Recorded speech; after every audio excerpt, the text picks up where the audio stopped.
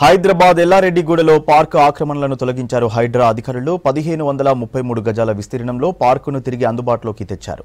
1961 నాటి నుంచి ఉన్న ఆక్రమణలను తొలగించి పార్క్ అభివృద్ధికి చర్యలు తీసుకుంది హైడ్రా.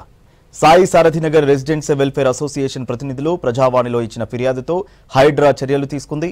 1961లో 5 ఎకరాల విస్తీర్ణంలో సాయి సారథినగర్ పేరిట 35 ప్లాట్లతో లేఅవుట్ ఏర్పాటు చేసి 1533 గజాల స్థలాన్ని పార్కుగా చూపించారు.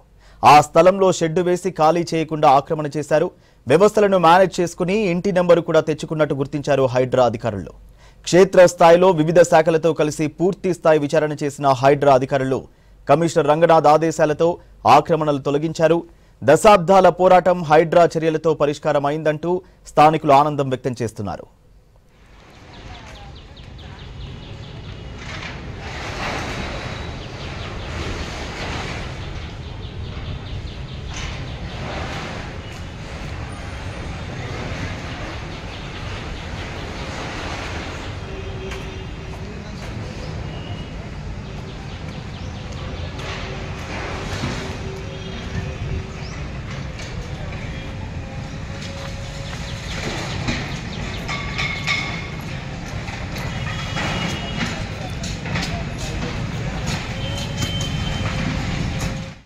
కాలనీ వాసుల చిరకాల స్వప్నమైన కాలనీ పార్క్ గురించి హైడ్రా వాళ్ళు తీసుకున్న చర్యలకి అభినందిస్తూ కాలనీ తరఫున ధన్యవాదాలు చెప్తున్నాం.